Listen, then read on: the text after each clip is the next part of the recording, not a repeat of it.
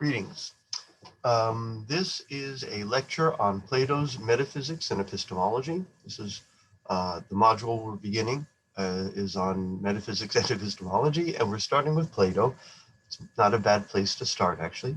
And as I mentioned in previous lectures, I am re-recording my lectures to try to make them a little more contemporary. And so probably during this course, you're going to get a mixture of old and new, but this is a new one. So hopefully I've gotten better as I've gotten older. We can only hope. So let me begin by sharing my screen. And so we are beginning with metaphysics and epistemology, and more broadly, we'll be looking a little bit at Plato's concept of human nature. Oops, this isn't working. Why isn't this working? All right. It's all in Plato, bless me. What do they teach them at those schools? This was from C.S. Lewis's The Last Battle, spoken by Diggory Kirke and the Chronicles of Narnia. So just thought I might mention that. It was said that he was born of a virgin and that his father was a deity. He was worshipped by some as a god after his death, and he changed the course of Western human civilization. And no, it's not who you think. I'm referring to Plato, about whom all sorts of apocryphal stories grew up almost immediately after his death. I have to move that. So I say recall, but you may not have known this. There are three prominent ancient Greek philosophers, Socrates, Plato, and Aristotle, and they are related to one another in that Socrates was the teacher of Plato and Plato was the teacher of Aristotle. Aristotle, for a brief time, was a tutor to Alexander the Great. So there's that lineage as well. But and also, when talking about ancient Greek philosophy, it's very often common to refer to pre-Socratic philosophers and then the philosophers that Socrates and those who followed him. And it's so you'll hear this phrase, pre-Socratic philosophers. Thales, for instance, was a pre-Socratic philosopher. I mentioned him in my Welcome to the Wonderful World of Philosophy lecture. So Democritus and Heraclitus and Anaximander, again, these were philosophers I mentioned in my Welcome to the Wonderful World of Philosophy. Those were pre-Socratics.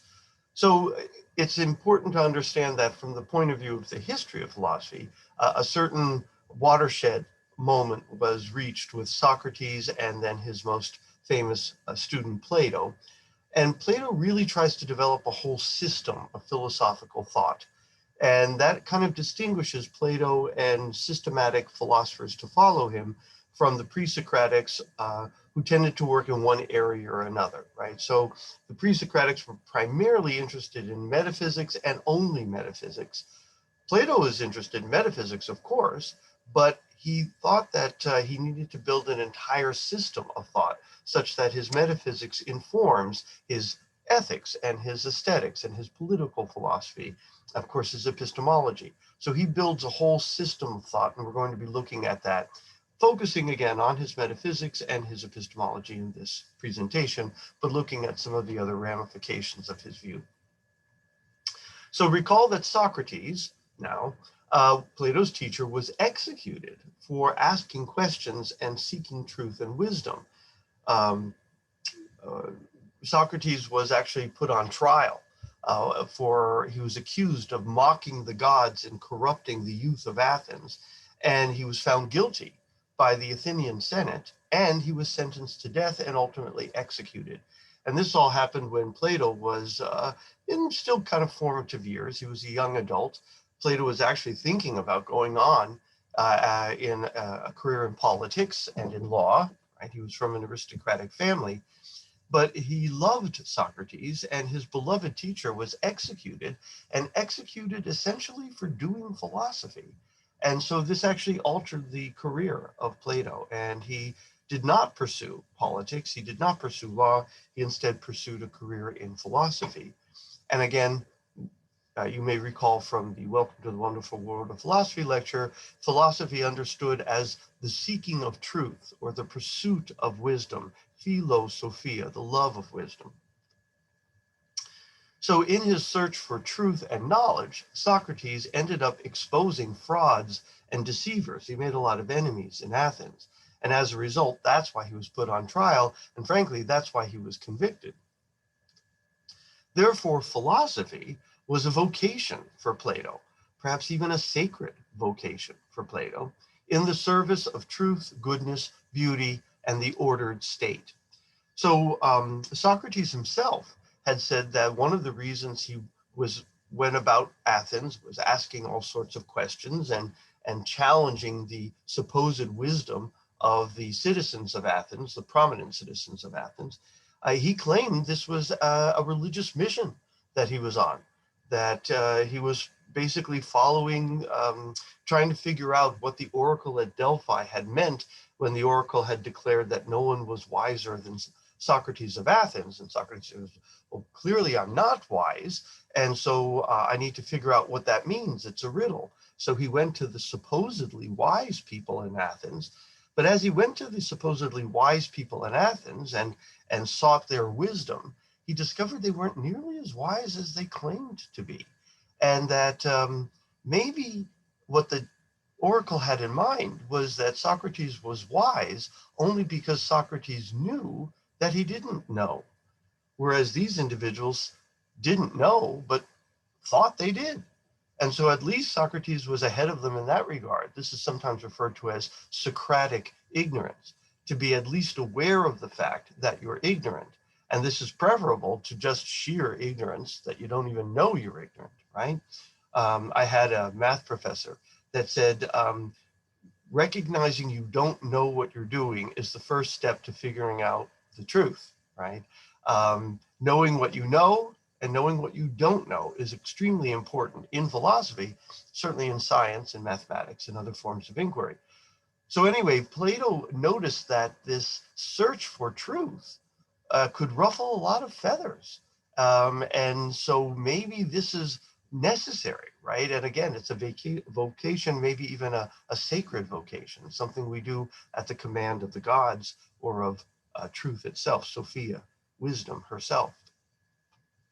The great orator, Gorgias, who was a contemporary of Socrates and Plato, says that a man well trained in rhetoric gains, quote, the power of ruling his fellow countrymen because he can, quote, speak and convince the masses. And so Gorgias, he taught public speaking, he taught rhetoric. And he said, look, here's why you should pay me money, because I'm going to give you power over your fellow countrymen. Because if you can speak well in the ways that I instruct you, you're going to be able to convince masses of individuals, regardless of whether you know what you're talking about or not. That's the power of rhetoric. That's the power of public speaking. In fact, Gorgias had boasted that there was no subject on which he himself could not speak before a popular audience more persuasively than any professional. So think about it. Is rhetoric really that powerful that even if you don't know what the heck you're talking about, you can convince an audience more so than someone who really does know what they're talking about, an expert? Socrates' life, mission, seems to have been a campaign against just such demagogues, right? Exposing frauds, exposing individuals who claimed to know, but in fact had no real knowledge. Critical thinking, philosophia, is the remedy for this demagoguery, or at least so Socrates' life seemed to suggest, so Plato seemed to believe. The love of wisdom, or the pursuit of truth, goodness, and beauty is philosophy, and this is what Plato lived his life in the service of. But this speaks to what Plato thought the mission of genuine philosophy was. It was to distinguish reality from appearance. So one of the themes we see constantly recurring in Platonic thought is the distinction between appearance and reality. And notice we will see that he thinks, look, not everything that appears to be true is true. Not everything that appears to be good is good. And somewhat curious for the modern ear, Plato would have us believe that not everything that appears to be beautiful is beautiful, and that truth, goodness, and beauty are real things that we have to be careful about, and we can make mistakes about, and we can sometimes mistake appearance for reality, and philosophy is going to serve us in trying to avoid that mistake. So Plato was both a writer and a teacher. Unlike his teacher, Socrates, Socrates never really wrote anything. He might have written one or two poems or something like that, but he didn't write philosophy. So what we know about the historical character of philosophy, we know from other people who wrote about him, principally from Plato, but there were a few historians of ancient Greece that also mention Socrates. They give slightly different characterizations of Socrates, actually, but they do attest to the fact that he was a real person who really lived. Plato opened a school on the outskirts of Athens dedicated to the Socratic search for wisdom. This was called the Academy. Plato's school, known as the Academy, was the first, in a sense, university in Western history, and it operated from 687 BC to 529 AD, so it had a pretty long run. And it didn't close because he just couldn't hold his students. Of course, he was long dead by then. But it was closed by the Roman Emperor Justinian. Justinian converted to Christianity, and maybe he didn't think the Academy was consistent with the tenets of Christianity. I'm not really sure what his motivations were, but he's the one who closed it. His writings, Plato's writings, are in the form of dialogues. This is his popular writings, with Socrates as the principal speaker. The discussion format has become known as the Socratic dialogue. So let me say a couple of things about that. Number one, in the sense, Socrates taught by having conversations with people. He would go around to the various prominent citizens in Athens. He had this little kind of, what do you call it? What do they call them? His posse would follow him around, a young clique of young aristocratic Greek men that were, like Plato and his buddies would follow Socrates around and watch him have these conversations with individuals. And they would be debates or conversations or whatnot. And so in a sense, Socrates taught by having dialogues and conversations. Now, when Plato would publish for a popular audience, he published in the form of dialogues.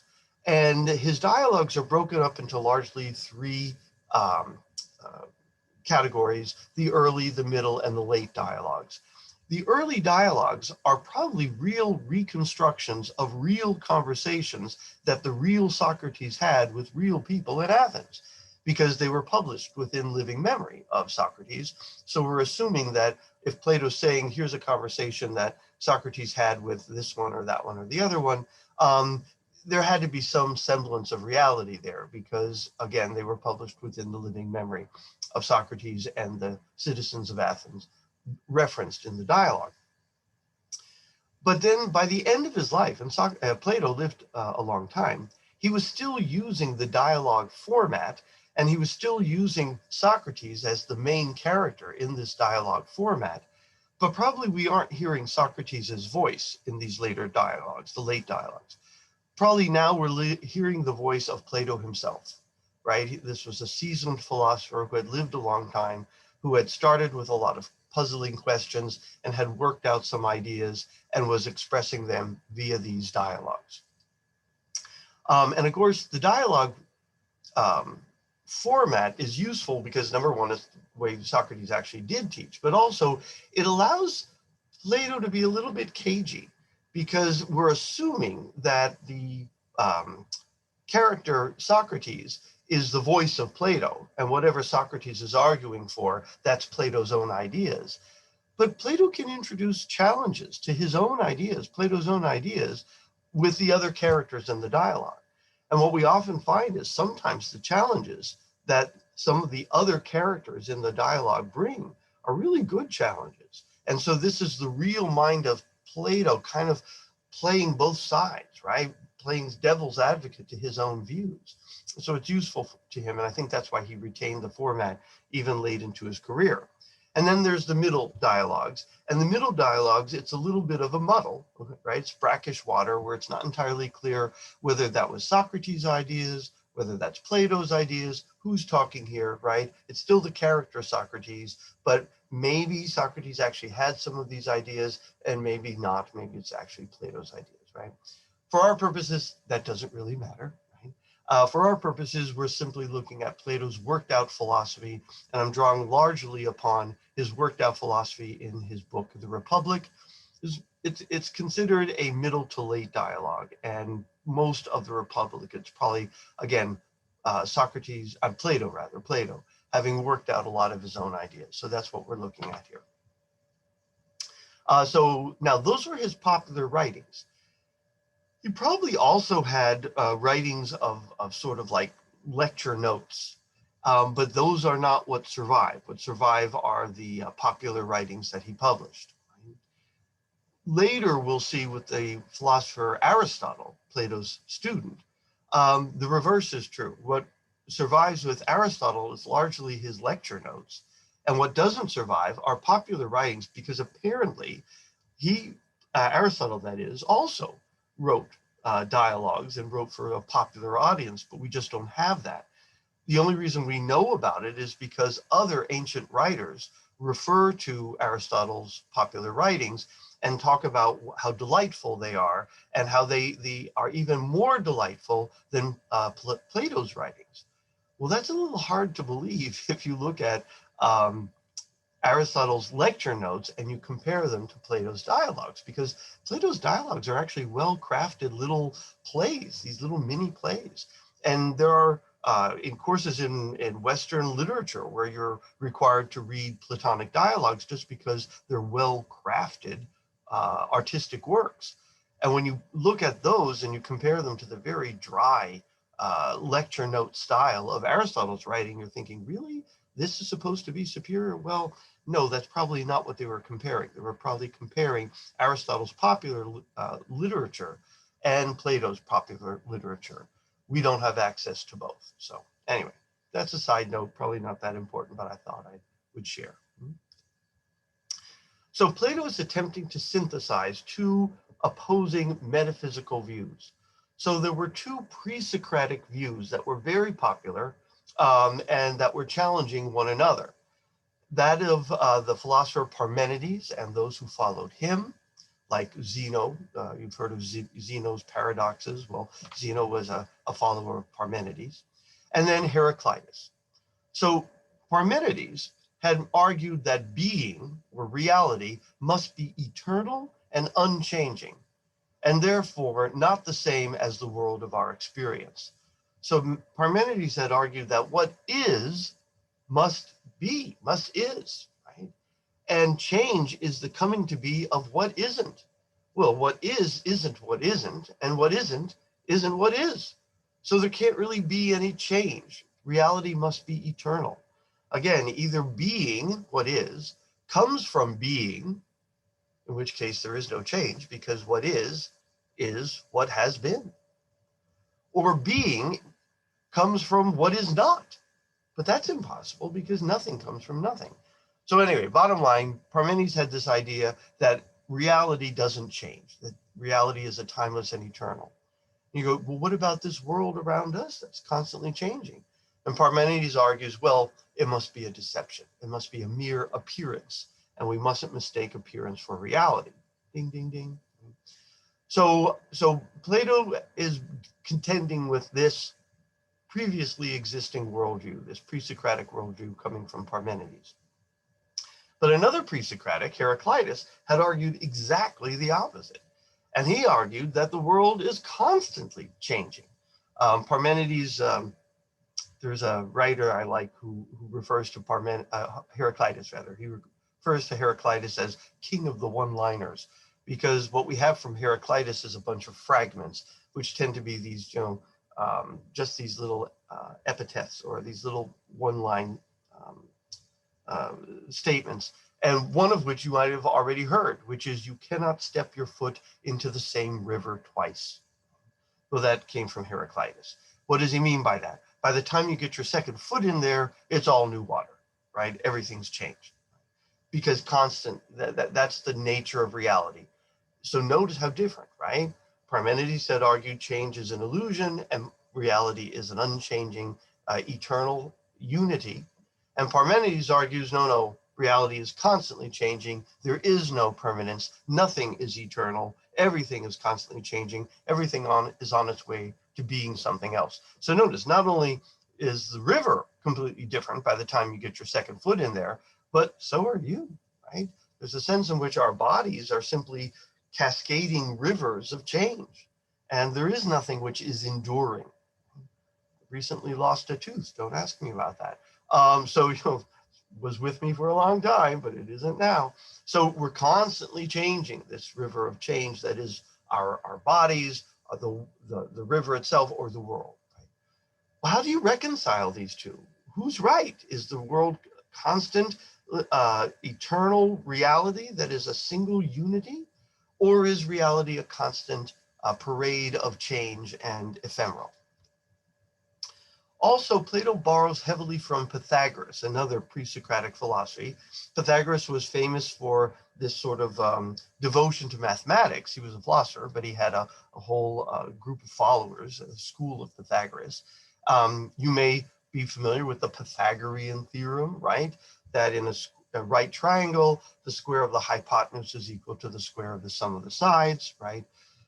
It's not really clear if Pythagoras himself came up with it, although he gets credit, so good for you, Pythagoras. But it was maybe one of his students or someone in his school that came up with it. Nevertheless, the idea that mathematics reveals a world of unchanging constants, right? The Pythagorean theorem is true and eternally true.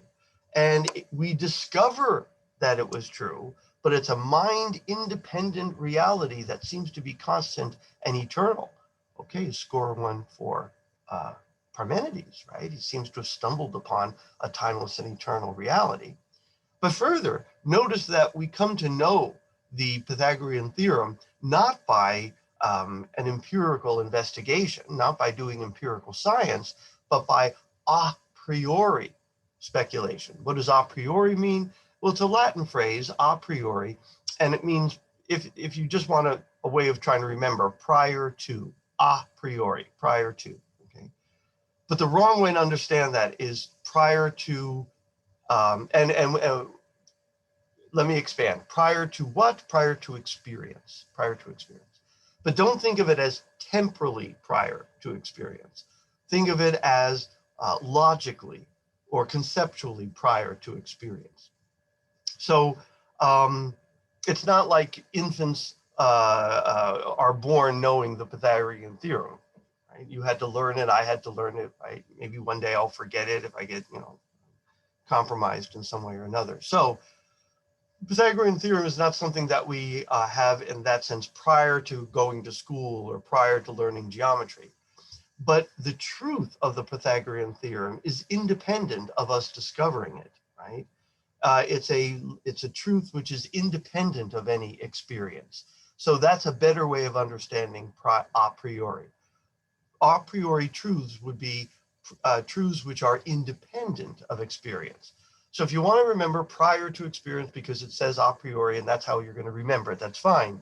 But when you say prior to experience, remember not temporally prior, but logically prior, or again, more precisely, independent of experience, okay?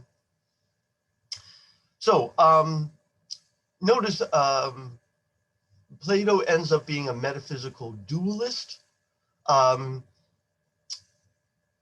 I don't know why I'm introducing this this slide right here. I think I'm a little ahead of myself because he's going to talk about two different kinds of reality.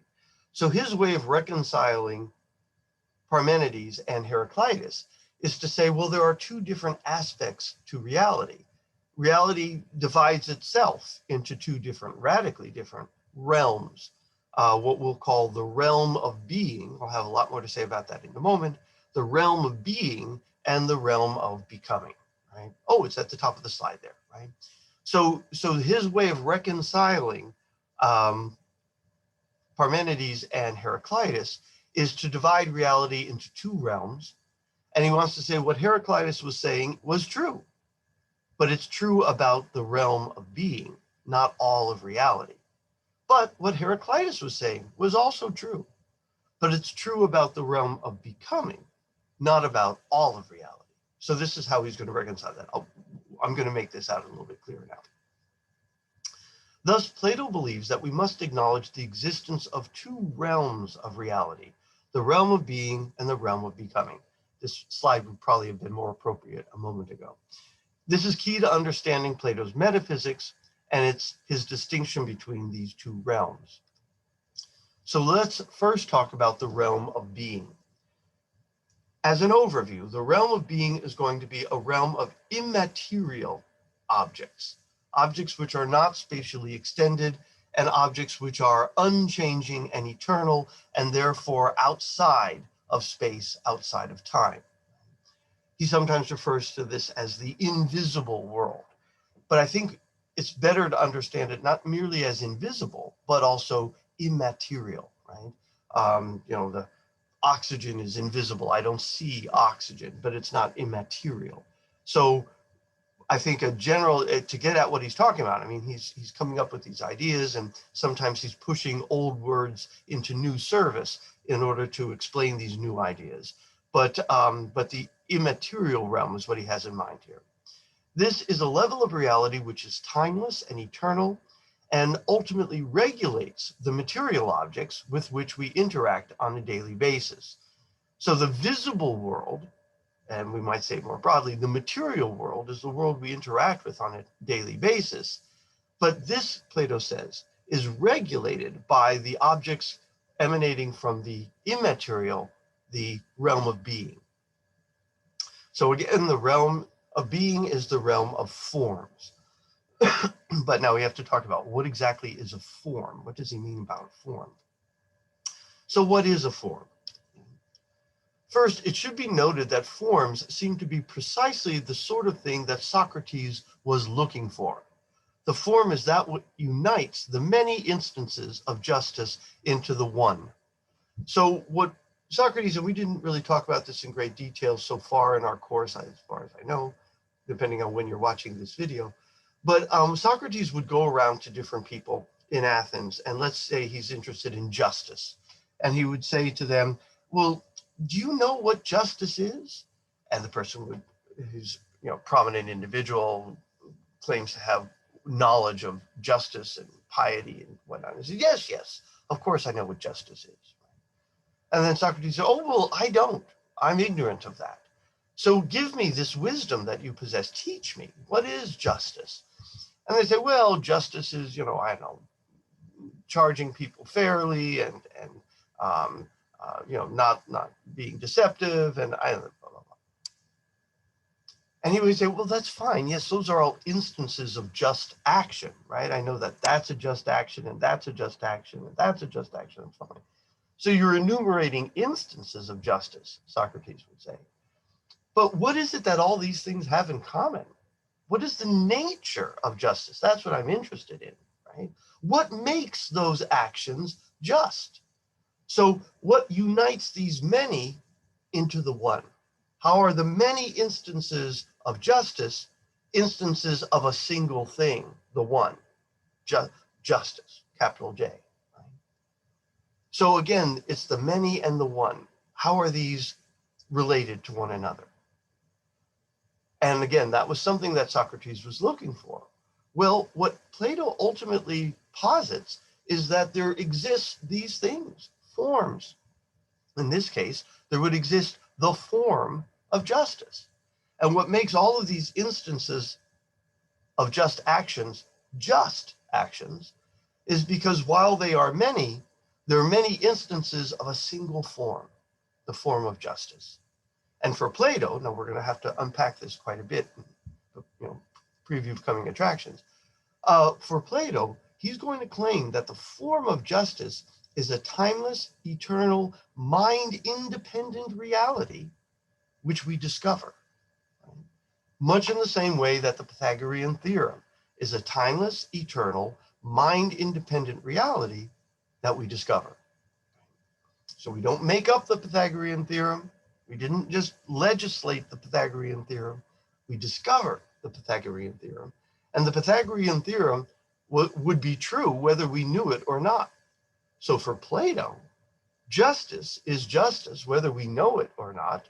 Unjust acts are unjust whether we know them to be unjust or not, whether we legislate them to be unjust or not. We don't make up justice, according to Plato, because it's a form, and forms are mind-independent, a priori realities that we discover. How do we discover them? What do you mean by that? That doesn't make a lot of sense to me. We'll get there. To know the essence of, let's say, justice is to know what the nature of justice is, what defines it and distinguishes it from everything that is not justice. That is, to know the nature of justice is to know the form of justice. But what kind of thing exactly is this form for Plato? What is it that one knows when one knows a form? And further, how do we come to know it? So the metaphysical question, what is a form, is going to raise the epistemological question, how do we come to know the form? And so there's a direct relationship now between what you think the world is and how you think we come to know it. Right? And so we're going to be teasing this out in this lecture. So first of all, is the form, for instance, a kind of physical object observable through one or more of the five senses? Is it something subjective, an idea in our minds, knowable via introspection, like a sensation, like a sweet taste or something like that? Or is it something conventional, a mere way of speaking or acting that we pick up from other members of our community, but which might change from place to place and time to time? For instance, like fashion, right? We create fashions by cultural convention. And certain things are fashionable for a while, they endure, and then they pass on, and what's fashionable for one culture may not be fashionable for another, whatnot. So is justice like that, sort of a social convention? Well, to those last three questions, Plato would answer a very firm no, no, and no. No, it is not a physical object. No, it is not merely a subjective idea in your head. And no, it is not a social convention that we construct. Let us begin by considering a somewhat intuitive example of a form. Let's start off with a triangle, or more broadly, triangularity, form of triangle. So actually, let's consider several triangles. Here we have my first graphic, right? Several triangles. Now, if I showed you these items and I said, is there something that all these items have in common? If you've survived your geometry class in high school or maybe here in college, you would probably say, yes, by good heavens, they're all triangles. But notice a couple of things. They're all different, and yet they're also all the same. They're all instances of triangle, despite the fact that they possess other features. Some of them possess features that the others do not. Right? So one of them is pink, if you're seeing the color I'm seeing. Another is blue, another is green, another is yellow. So apparently the color a triangle is has nothing to do with it being a triangle. You can be a triangle and be pink, or you can be a triangle and be yellow, or you could be a triangle and be blue, etc. So in order to understand what a triangle is, you have to understand what is necessary feature of being a triangle and what we'll later see is an accidental feature. It's a property of some triangles, but it's not a property of all triangles. Likewise, you can be equilateral as a triangle, or you could be right as a triangle, or you could be obtuse as a triangle, etc. So all of these are triangles. All of these exemplify triangularity, triangle form, despite the fact that they possess additional features which have nothing to do with triangle form, which are over and above superfluous characteristics. So partly of understanding of what a triangle is means understanding what is necessary feature of triangle form, and what is a superfluous or accidental feature of triangles. Consider, again, several triangles, small ones, large ones, very large ones. Some of them are isosceles or scalene, some of them obtuse, and so on. Do these many things have some one thing in common? Are these many, in any respect, one? Is there any sense in which we might say these many are all the same or are one? Well, yes, they're all triangles. That is to say, each is a closed plane figure having three straight sides. This, the above bullet, defines the essence or nature of the form of triangles, triangularity. So with this formula, closed plane figure having three straight sides, I have verbalized, I have articulated a conceptual understanding of what triangularity form is. Now, even those who perhaps aren't able to express it verbally still understand what that little phrase, that definition, they still understand that if they understand triangularity. Right? When they recognize a triangle as a triangle, they're recognizing it as a closed plane figure having three straight sides. And I should say having exactly three straight sides or only three straight sides or something like that. So just to be careful, the articulation of the form, in other words, my verbalization, the little sentence on the slide or those phonemes that came out of my mouth a moment ago, that's not the form. The form is a timeless and eternal reality, which I understand. And because I understand it, I'm able to express it in verbal form. But again, let me go back a moment. I could go and erase that sentence, and I could erase every single sentence, every single similar sentence that exists, right? I go burn geometry textbooks or whatnot. That would not change triangularity form, right? Triangularity form would be just fine, even if I erased all understanding of triangularity form. So again, triangularity form is not something that simply exists as expressed in geometry textbooks or as expressed on PowerPoint slides or as expressed as sentences spoken back and forth between human beings. Triangularity form exists independent of any of that.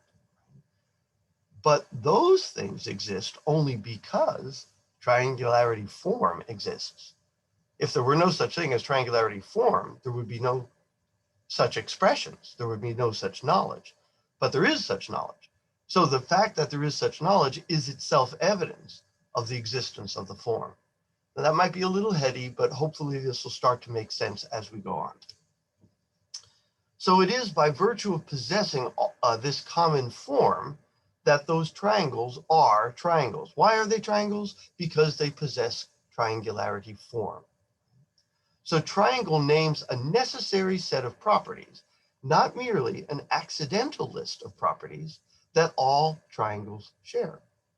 And this special combination of properties is what all and only triangles have in common by virtue of the possession of which they are triangles. So the reason I have that in bold and italicized is because it is the possession of those properties which makes triangles triangles. Right? What makes them triangles? These properties, this form, right? This essential nature. Particular triangles are not perfect, right? So notice that no depiction of a triangle is going to be absolutely perfect. They will necessarily lack, or at least not perfectly exemplify, features that are part of being a triangle. For instance, they're going to have lines that are partially broken, or corners that are not perfectly closed. Imagine your geometry teacher drawing a triangle on the board and being kind of careless about it or something, right? Or here's a right triangle. Well, it's a right triangle more or less. And he could be more careful about it so it approaches perfect triangle form, or he could be sloppy about it and so it's further away, but it's never going to be perfect, right? Again, it's not going to be perfectly straight or 1 point thick, right? I mean, by definition, triangles are two-dimensional objects, not three-dimensional objects. Right? So no matter how carefully one draws a triangle, it's only going to be triangular more or less. It might move to greater and greater forms of triangle perfection, or it might be somewhat reduced, right? But all triangles are going to be imperfect triangles. Now, we recognize them to be triangles because they possess the form, and the greater extent to which they possess the form, the more perfect a triangle we think they are, right? The higher degree of triangular being they possess, we might say. They be triangles more perfectly the closer they possess, the closer they come to exemplifying the form. But they're always going to be imperfect to some extent, right? So they're going to be flawed to some extent. Again, maybe I'm repeating myself too much now, but that means that all existing triangles are triangles more or less because they're going to be imperfect to some extent. Notice, second, they are imperfect because they possess features that have nothing to do with being a triangle. Right? All depictions of triangles are going to have some properties that have nothing to do with being triangles, like being black or being blue or being equilateral or being small. Right? So any particular triangle, this blue triangle, that equilateral triangle, this isosceles triangle, that small triangle, that big triangle, that sloppy triangle. Any particular triangle is going to possess features that triangularity does not possess. Being blue, being big, being sloppy. These features are features of some triangles, like blue ones, but not of others, like black ones. They do not enter into the essence of triangle. They have nothing to do with the essence of being a triangle. Again, that's why we call them accidental properties, not essential properties. Nothing about being a triangle requires having these accidental features. So let's take stock of where we are so far. When we understand triangle form, we understand perfect triangle form. This despite the fact, notice, that we have never even seen a perfect triangle. We've only seen imperfect triangle representations. So now a question arises is that if we know them to be triangles because we're applying this perfect standard, but if this perfect standard is something that we've never encountered through our experiences in the world, where did it come from? Where did our knowledge of this perfect standard come from? How did we get to know perfect triangularity when all we've ever had to deal with are imperfect representations of triangles? Again, triangle representations only approximate triangularity to some limited extent. They're triangles more or less. Further, all triangle representations imperfectly possess certain necessary features, again, properties that are essential to being a triangle, as well as a whole host of properties that have nothing to do with being a triangle, properties accidental to being a triangle. So again, in the previous slide, I'm pointing out that we have a perfect understanding of triangularity, despite the fact that we've never seen a perfect triangle. But in this slide, I'm pointing out that we also understand what is essential about being a triangle, and we distinguish that from what is accidental about being a particular triangle. How do we get that knowledge, right? Again, all we've ever seen are triangles that have properties, some of which are necessary and others of which aren't. How do we sort that out? Understanding triangle form means understanding this difference between the essential and the accidental properties. Recognizing individual triangles as triangles requires understanding this difference. Notice if I was teaching someone geometry and I said, is this a triangle? And they went, oh no, it's not blue. Blue has nothing to do with being a triangle, honey, right? You're not paying good attention, right? But if they said, no, that's not a triangle because it has four sides, ding, ding, ding, right? You do understand something about what is necessary for being a triangle. So that's what I have in mind. Knowing what a triangle is means knowing what's necessary and what isn't. A further note about this triangle form, it doesn't change. Okay? So triangularity, any claims about triangles, right? There's certain things that follow from claims about triangles, right? For instance, that and a couple of other axioms, and you get the interior angles are always 180 degrees. And that's true, but a timeless and eternal truth about plane triangles. But all material things, including material triangle representations, right? The triangles in your geometry book, the triangles that your geometry professor drew on the board when she was teaching you geometry, etc. All material triangle representations do change, right? They come into existence, they go out of existence. There was a time when they did not exist. There will be a time when they don't exist. We know that of all material things, including material triangle representations. But that doesn't seem to be true of triangularity. It doesn't seem to be true of triangle form. So this is another indication that when we're talking about forms, we're talking about something which is radically different from the world we encounter on a regular basis. It seems to be timeless. It seems to be immutable, unchanging. We seem to gain knowledge of it in a different way than the way we gain knowledge of physical objects, etc. Yet the essence of triangularity remains the same. This is just a point I've already made. So let's go back to those three questions. Is triangular form a material object? Is it a subject and understanding? Is it a social convention? Right. This is the question we raised of forms in particular. Now we're looking at the form of triangularity. So is the form of triangle, does it name a physical object? Evidently not.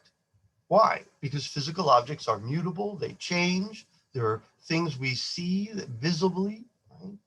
But triangle form does not seem to be a resident of the physical world. It doesn't change, it seems to be immutable. Particular objects are, again, visible, changing, and material things, but the form of triangle has none of those, features. Thus, Plato concluded two related but independent things from this. One, when we grasp the essence or nature of a triangle, what we grasp is not the material or physical, right? That's not what we're grasping when we grasp the essence of the forms. Forms then are not physical objects. So this is a metaphysical claim about forms. Forms are real, mind-independent objects, but they are not residents of the physical world, the physical dimension. But the second point is when we grasp the essence or nature of triangle, what we grasp is not something that we could grasp through our senses. We don't see them, we don't hear them, we don't smell them, we don't taste them. So notice it seems to be an a priori kind of knowledge, a knowledge which is independent of our experience, not based on our experience. Right? Can't be based on our experience because we don't access them through experience. So this second claim is an epistemological claim about our knowledge of forms. The metaphysical claim is forms are immaterial, mind-independent realities. The epistemological claim is that we do not gain knowledge of forms through ordinary empirical investigation. So the other two questions, is form simply a subjective construct or are forms cultural artifacts? No, on both counts. We know many things about triangles, not only their essential nature, but we also know things that follow from that essential nature, such as the fact that the interior angles necessarily add up to 180 degrees, or that the Pythagorean theorem is true of right triangles and so forth. These things are true quite apart from our knowledge of them. They were true long before the first geometer drew his first triangle in the sand, and they will be true even after particular material triangles are erased, if they're erased, let's say, tomorrow. So notice, they can't merely be subjective ideas that exist in my head or your head, right? Why? Because they seem to be things we discovered. And they were true even before anybody did discover them. And they will be true even after, even if we should forget them, or even if we erase them.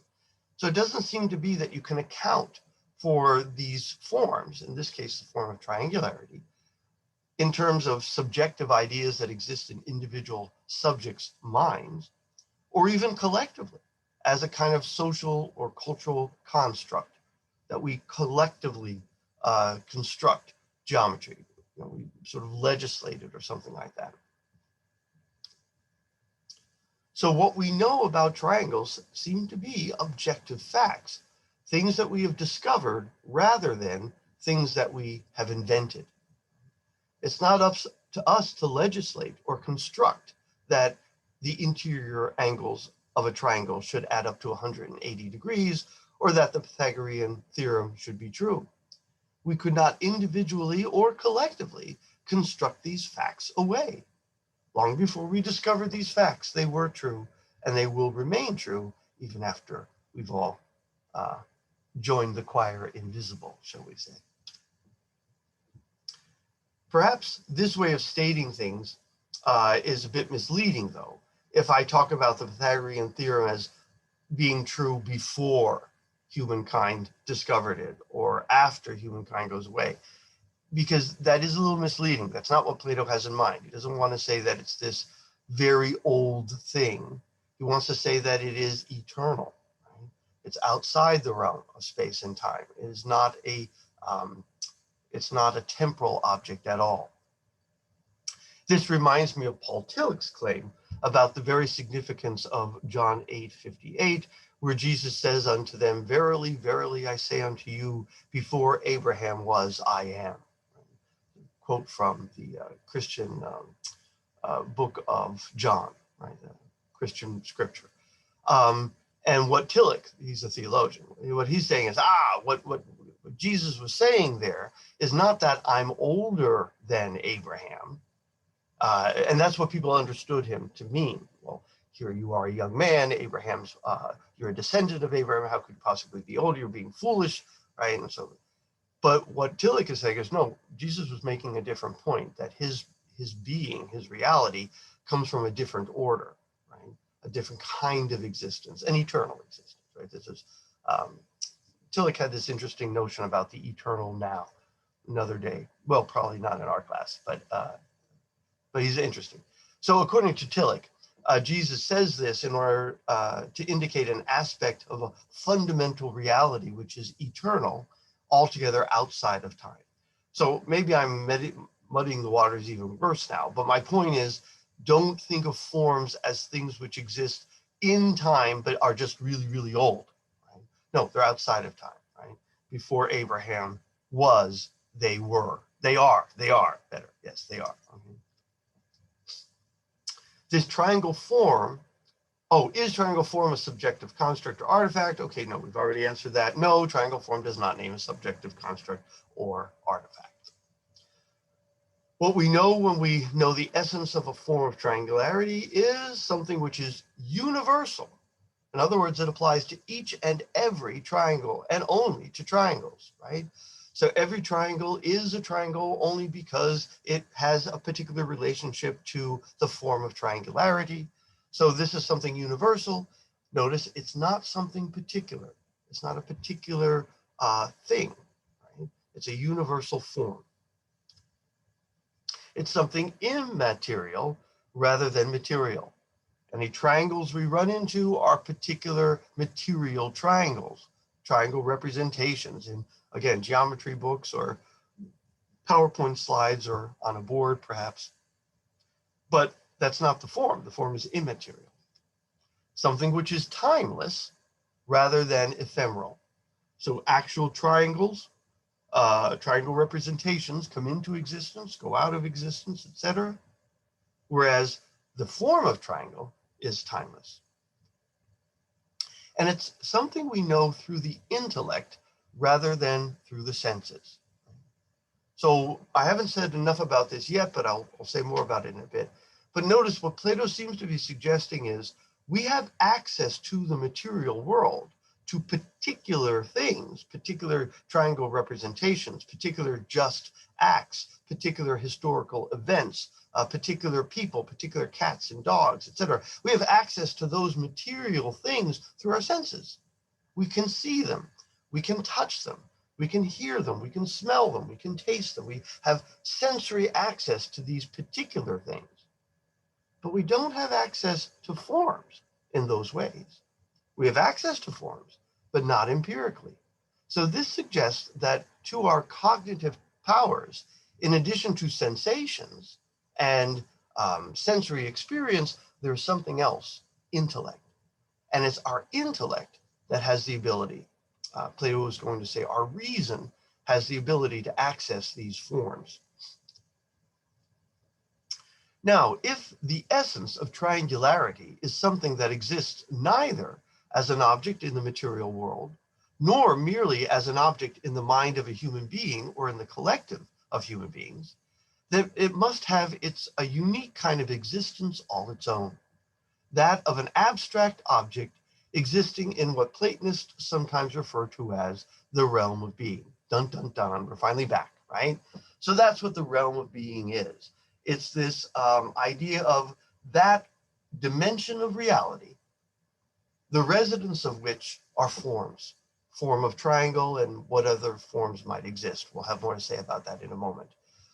Abstract objects, which are timeless, eternal, immutable, mind independent. We somehow come to know them, haven't answered that one yet.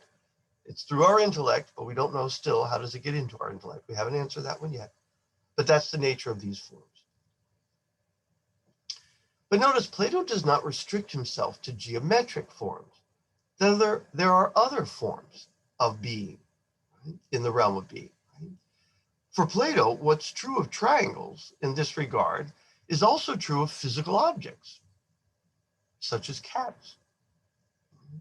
So were I to show you two cats, oh, look at how they're sweet, look at the little paws, how sweet. But if I were to show you two cats and I ask, is there something these two things have in common? Well, you're going to say yes. Right? At least if you're familiar with cats, you're going to say yes. Yes, they're both cats. Right? But notice the parallel to that claim and the question when I asked you, are there anything these triangles have in common? And you say, yes, they're all triangles. Well, what are you saying? They all share the form of triangularity.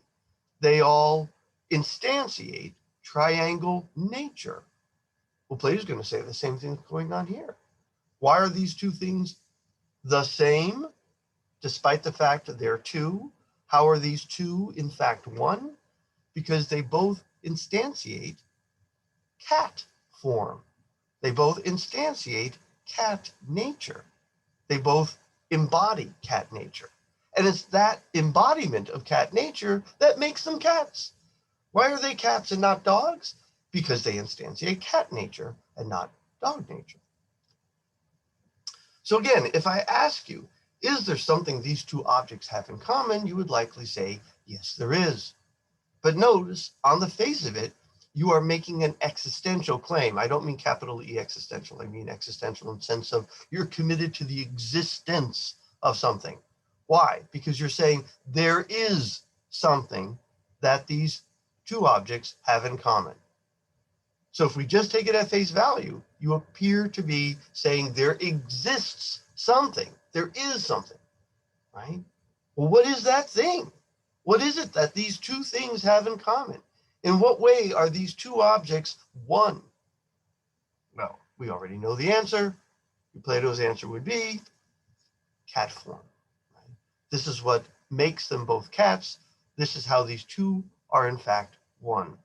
They're not one individual. They're two individuals. Right? They're two particulars, but they're one form. But forms are not merely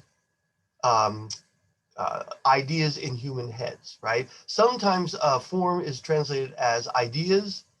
The Greek for it is the Greek that Plato uses is can be translated as idea. I prefer translating it as form because I don't want you to mistakenly think that Plato is suggesting the forms are things that exist merely in our heads. He does think they exist in our heads, but they don't merely exist in our heads. They exist as real mind-independent abstract realities. They exist as ideas or forms in the realm of being. Right?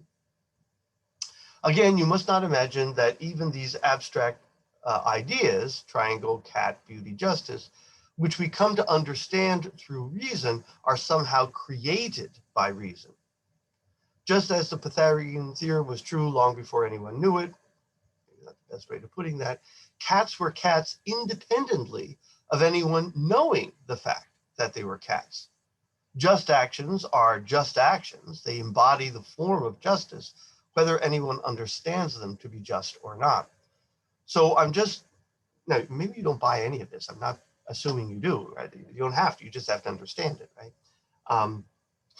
There was a time when I was studying dance, and I mentioned to a dance teacher that I didn't care for this one bit of choreography. And he says, you don't have to like it, you just have to dance it. Right? And so you don't have to like this view, but you do have to understand it, okay, for our class. But keep in mind what he's saying now, right? He's saying that we discover that cats are all cats. We don't make them cats, right? We don't create the category of cats. That exists independent of us, but we come to know it. And once we know it, then we can distinguish cats from non-cats, etc. Right? And we can lump all cats together and tease them apart. And just as with triangles, we're going to notice that certain features are essential to being a cat and certain features are accidental to being a cat. So knowing cat form is not only knowing what all and only cats have in common, it's also knowing what they need not have in common, what is essential and what is accidental. Forms, again, are like perfect examples or blueprints or definitions of particular realities. That which all and only things of a kind have in common and are what they are in virtue of possessing that. So why is that a cat and not a dog? Because it exemplifies cat form and not dog form. And we might go on to say, and why does it meow and not bark? Because it possesses cat form and not dog form. And why does it not smell like a rose? Because it doesn't possess rose form, right? Or rose or imitation rose form. That's another story. But, I'm ahead of myself. So we can recognize cats as cats only because we can recognize cat form. Let's say I show you 3 cats. Oh, look at us. And you come to understand that these are cats, or perhaps you already have that understanding. Then I show you a new object and I ask you, what is it? Right? So here are 3. Now I show you this new one on the end. And I say, well, what's that? Well, you would certainly be correct to say, I've never seen that thing before in my life. So I say, well, what's that one on the end? Yeah, I don't know. I've never seen that. That is entirely new to me. That is brand new to my experience of the world. I've never encountered that object before. And what you'd be saying is true. You haven't. This is the first time I'm showing you the picture. Right? But there's another sense in which you might answer differently. And you'd say, oh, that's a cat. Now, you have never seen that particular object before, but you have encountered, put it that way, that form before. In fact, you encountered it with number 1, number 2, and number 3. Same one. And you go, oh, look, another cat, right? Same form, different particular. So you would likely recognize it as something that you had encountered before. It's a cat, you would say. But you could only come to this correct judgment if you were recognizing something with which you were already familiar, because your mind understands cat form. But according to Plato, this thing that you recognize is not identical to anything that you've ever seen with your eyes. As with triangles, no actual cat is perfectly a cat, embodying cat form perfectly. Individual cats are cats, more or less. So just as we saw with triangles, Plato wants to say the same thing is true of cat form, that cats are going to lack, right? Maybe they don't have exactly the right this, that, or the other, right? They're going to be imperfect in some regard. Plus, every individual cat is going to possess accidental traits, traits that have nothing to do with being a cat. Again, any particular cat you've ever encountered or will ever encounter is going to be skinny or fat or fluffy or short-haired or hairless. Those always kind of freak me out. Or it's going to have blue eyes, or it's going to have green eyes, or a long tail, or a short tail, or a bobtail, right? It's going to have a clipped ear or a not clipped ear. But any particular cats are going to have all kinds of characteristics that have nothing to do with being a cat. So if I held up an animal and I said, is this a cat? And you said, why, good heavens, no, it has blue eyes. Cats can have blue eyes. That's an accidental feature, what color eyes a cat has. Right? There are other features which are essential, though. And if it was lacking one of those, then it wouldn't be a cat. So again, recognizing a cat as a cat means recognizing an imperfect exemplification of a perfect ideal and recognizing the essential features that it possesses, distinguishing them from the accidental features which are irrelevant. Every particular cat that you have seen has had either green eyes or blue eyes or yellow eyes, etc. Each has been fat or skinny, fluffy or hairless, but cat form has none of those qualities. Note, thus these forms are no less than triangularity, are invisible, according to Plato, meaning that you have never seen any of them. Right? You've never seen cat form, nor could you. You can't even image cat form in your mind. Right? If I said to you, call before your mind's eye cat form, pull up in front of your mind's eye, right? What do you pull up? You don't pull up a form. What you're interiorly looking at is a particular. Whatever you hold before your mind's eye, it's going to be fluffy or blue-eyed or fat or skinny. You're going to be thinking, even imaging, a particular, not a universal. What you understand via your intellect is the universal. What you image is the form, right? I'm sorry, let's try that again. What you understand with your intellect is the universal, is the form, is the essence, is the nature. What you image with your mind, or what you see with your eyes, is the particular, right? But you can't image or see the form. I don't know if I say this in the next slide or not, or maybe further on, but at one point, Plato says, what we see, we cannot think, and what we think, we cannot see. So in other words, what my intellect grasps, again with forms, but what I think, I cannot see. I can't see cat form. And what I do see, particulars, I cannot think. It's not in my intellect. It's only in my particulars. Right? So you can't see it. You can't even image it. You can only know it through your intellect. Oh, there we are, right? This is what leads Plato to say, what we think we cannot see, and what we see we cannot think. As with triangles, it is only by manifesting cat form that a thing can be a cat. So that's what makes a cat a cat. How does a cat be a cat? It bees a cat by instantiating cat form. And the more it bees a cat, in other words, the more fully it instantiates cat form, the more perfect a cat it is. This will be important later on. Well, I don't know, depending on where I take things later on. But notice we see with Plato a kind of, I won't say collapsing, but a correlation between degrees of being and perfection. The more a thing exists, the more perfect it is. To whatever extent it doesn't exist, it fails to instantiate its form, the more imperfect it is. Right? So being comes in degrees. for Plato. It's not something we are used to thinking about contemporarily. I think we think that, a thing exists or it doesn't exist. For Plato, things can exist to various levels, degrees, and the more a cat instantiates cat form, the more perfect a cat it is, the more it bees a cat. Not too much turns on this. If we were going on in certain views in metaphysics or natural theology, this would be far more important. In our class, we won't spend much time on that, though. This means that there is no such thing. This means that were there no such thing as cat form, there could not be any cats at all. So this is another point that I want to make, right?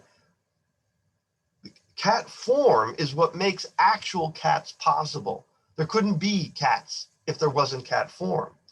But notice, there could be cat form even if there were no cats. Say I got rid of all of the cats. Oh my goodness, perish the thought. What would we watch on YouTube if I did something like that? But say, I just eradicate cats. Cat form would be fine. Why is that? Well, in just the same way, Plato would say, in just the same way, if I got rid of all the triangles, triangularity would still be a mind-independent reality that exists timeless and eternal, unaffected by the world that we live in, that we exist, that we see on a daily basis. Cat form, too, is a timeless, eternal, abstract reality which exists independently of the particular instantiations. So notice there is a relationship between the form and the particular, but it's not a symmetric relationship. Cat form is what makes cat particulars possible. So therefore, cat form, and I'll have more to say about this later, has a greater degree of being than particulars, right?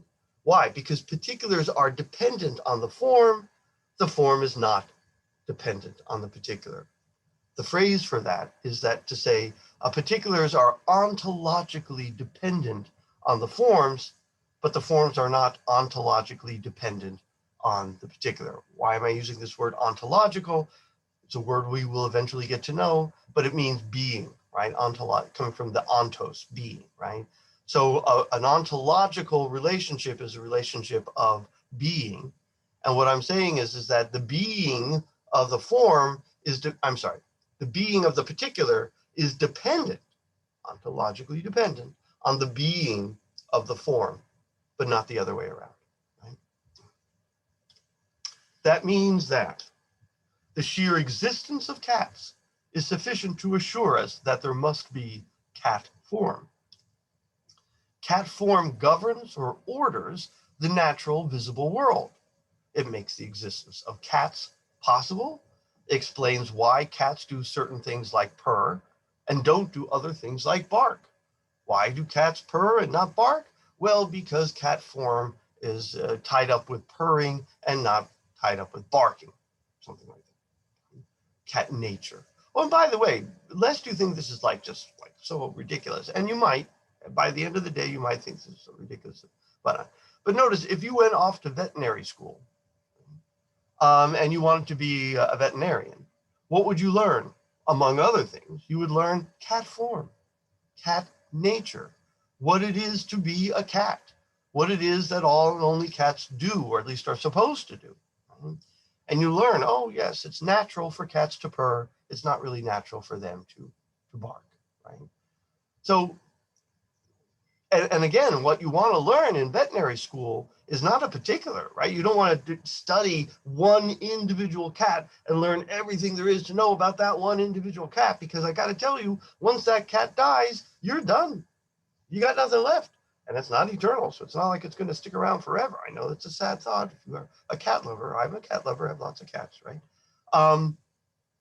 But you don't want to learn that cat. You might study that cat, but what you're trying to learn is cat nature, something which is broadly applicable, right? Plato would say universally applicable to cats.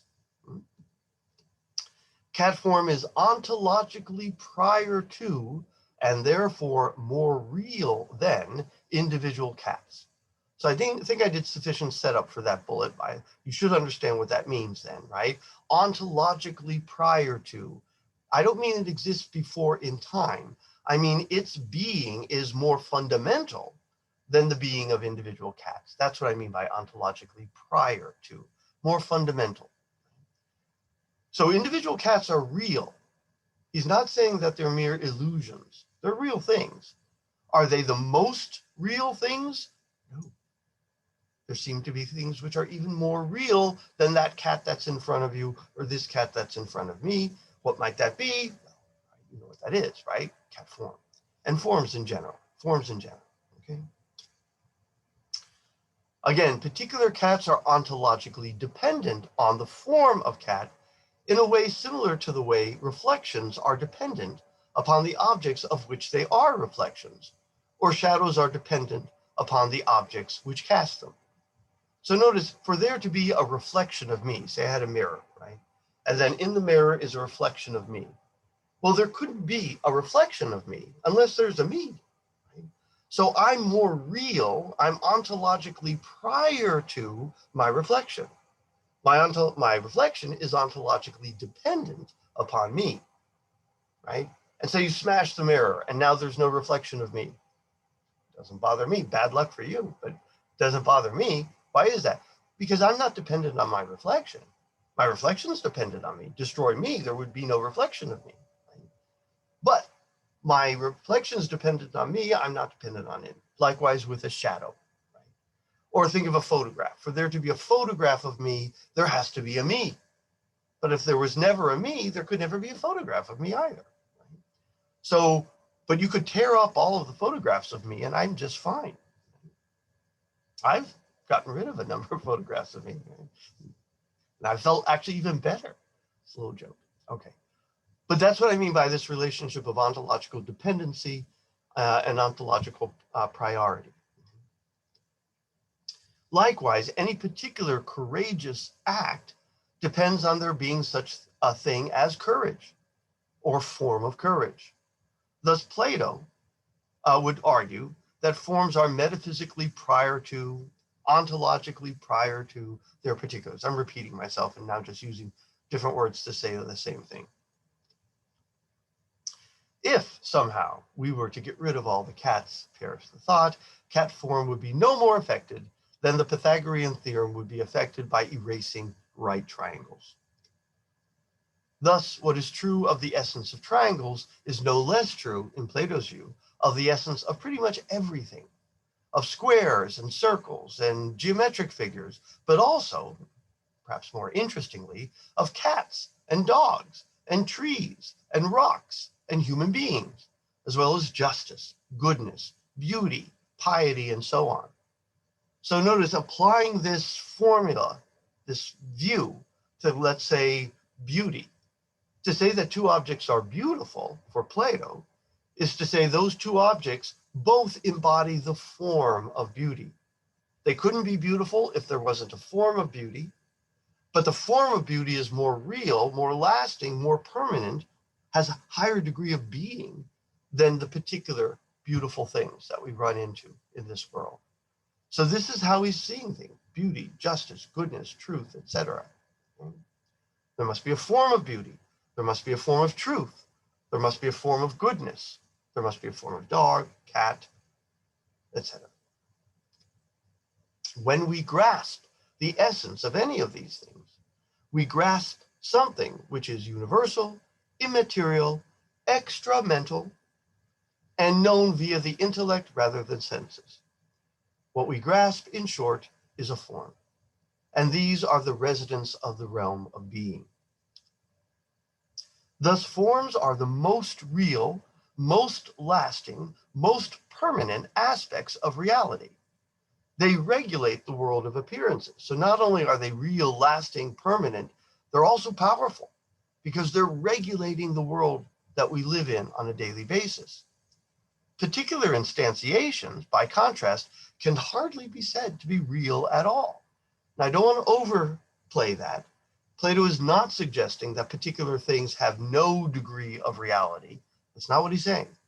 He's just saying that they are not nearly as real as the timeless, eternal, immutable forms. Further, the only reasons particulars are the particulars that they are in virtue of embodying the form that they do. So what makes that cat a cat? Cat form. Again, thus the very existence of the particulars of things themselves is parasitic on, and thus less real than, the forms. The relationship of forms to their particular instantiations, I'm repeating myself, is analogous to that between me and my shadow, like the song, or me and a photograph of me. I'm more real than these other two because they depend on my existing in a way that I don't depend on them. Now, one might ask, is the form, one might ask, is this, oh, sorry, where, one might ask, is this realm of being, this realm of the forms, right? Can we get in a spaceship and go there? Or is it in a distant country someplace? Where is it? The question is a bad one. Indeed, it's a category mistake. The question, where is the realm of being, presumes, wrongly, that forms belong to the category of things with a spatial location. They don't. So it's incorrect to think of this realm as physically located someplace.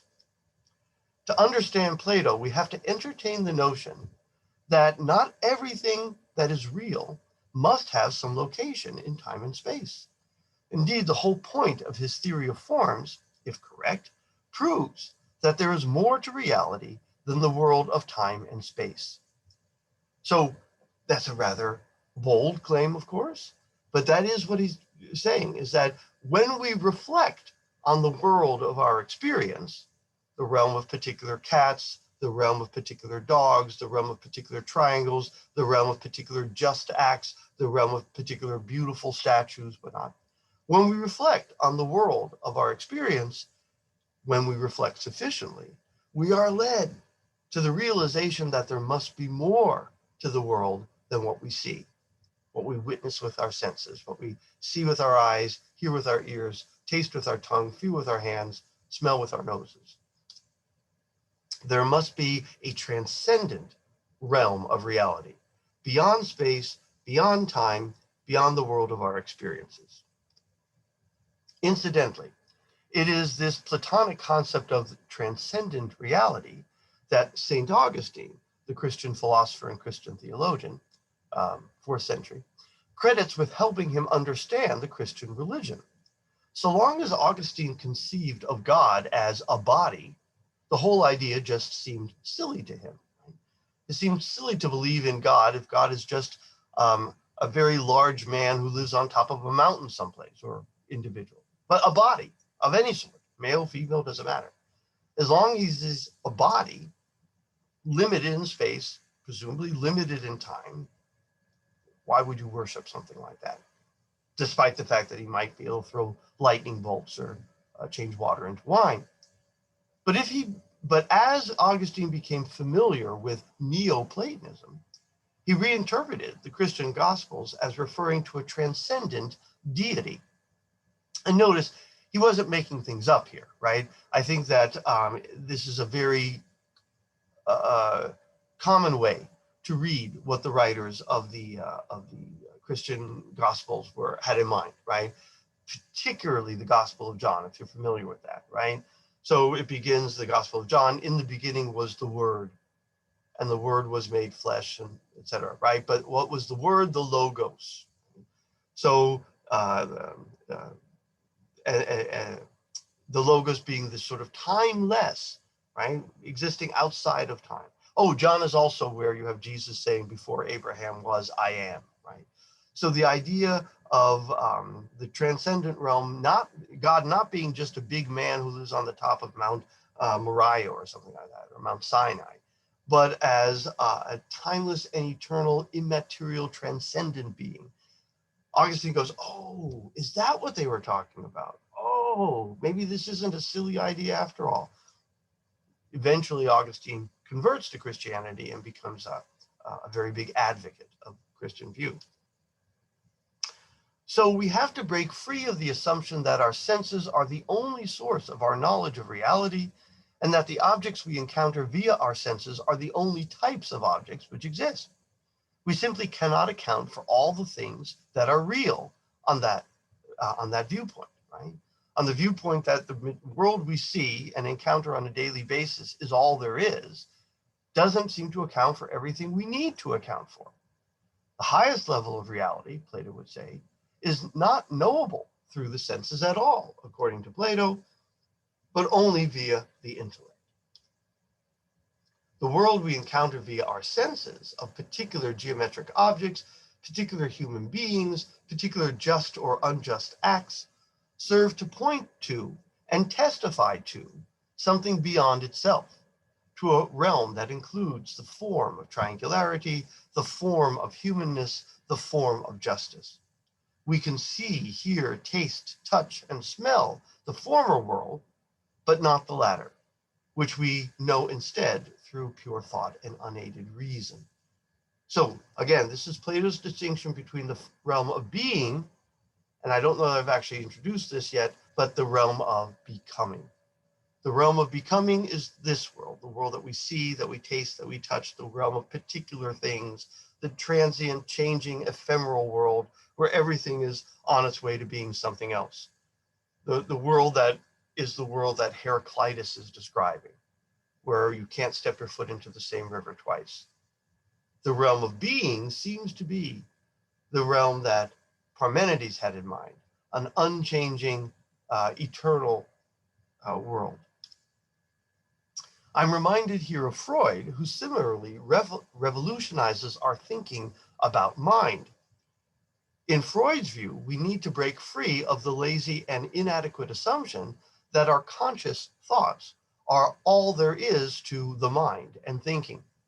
So prior to Freud, people simply thought that thinking was limited to consciousness, and all of mentality was consciousness and only consciousness.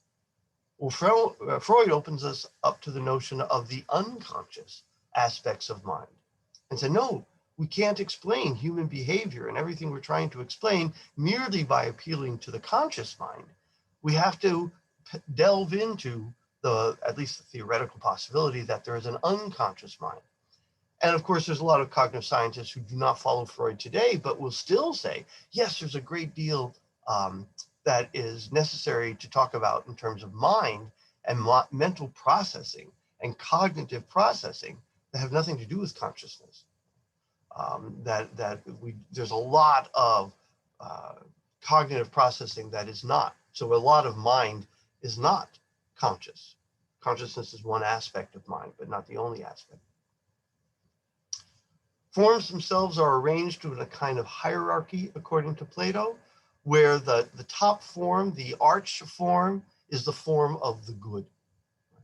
So if you think of it as a pyramidical structure where the top form is like the super form, it's the form of the good. And all the other forms derive their goodness, their being, their perfection from the form of the good. This ultimate reality, these forms, is reflected in or shadowed by the constantly changing, less perfect world of our experience. Plato refers to the visible realm, or what we will call the realm of becoming. So what are the residents of the realm of being? Well, the realm of being contains abstract ideas like truth, justice, goodness, natural kinds like form of dog, form of tree, form of cat, geometric forms like triangularity, squareness, circularity, etc. These are invisible, meaning that you never see them, nor could you. Therefore, they are known to you only by your intellect. Therefore, they are a priori, independent of experience. Residents of the world of becoming, Plato refers to that as the visible realm, the realm of material objects, again, visible. This is the aspect of reality which we experience through our senses. Residents of the realm of becoming would be particular things like actual dogs, trees, houses, triangle representations, particular good things, particular true statements or utterances, particular just acts, particular beautiful objects. All of these latter, the particulars, endure only for a time and then pass away. In general, the world of material things is a sort of imperfect copy or reflection or projection of the realm of forms. Particular things and events are what they are only by participating in or exemplifying or instantiating forms. Each of those quoted words are supposed to be getting at the same idea that Plato is trying to get at. Some have suggested that Plato does not ever successfully clarify precisely what the relationship is between forms and particulars. What is this participating in the form, or exemplifying a form, or instantiating a form? What is that exactly? And some critics of Plato would say he never makes that clear. But these are the words that we're going to be using: participating in a form, or exemplifying a form, or instantiating form. The many and the one, the many indeed can be one. So Aristotle, Socrates, Harry Reid, who's no longer in office any longer, so maybe I should swap that out. Though distinct and separated by time and space, are all men because they all participate in the form of man. Fido, Rover, and Spot are all dogs because they all participate in, or instantiate, or exemplify form of dog. Paying your phone bill, staying faithful to your spouse, defending an innocent child are all just actions because they all participate in, exemplify, or embody form of justice. So that's how this is all supposed to work. Thus, forms are the most real, most lasting, most permanent aspects of reality. They regulate the world of appearance. Particular instantiations, by contrast, can hardly be said to be real at all. They are real, but they're not as real. Further, the only reasons particulars are the particulars that they are in virtue of embodying the forms that they do. Thus, the very existence of particular things itself is parasitic on, and thus less real than the forms. The relationship between forms and particular instantiations are similar to between that of me and my shadow, or me and a photograph of me. So this is a sum up. We've looked at that slide already, but that's just a sum up of where we are. So I am not going to go into the allegory of the cave at this time. I'm going to stop this particular lecture. I'll pick it up in the next lecture. So in the next lecture, we'll look at the allegory of the cave, which is a metaphorical way of trying to illustrate what Plato has in mind about this notion of forms, particulars, and the relationship between the two. So I'll stop sharing my screen for the time being. And I hope you found this helpful, and until next time.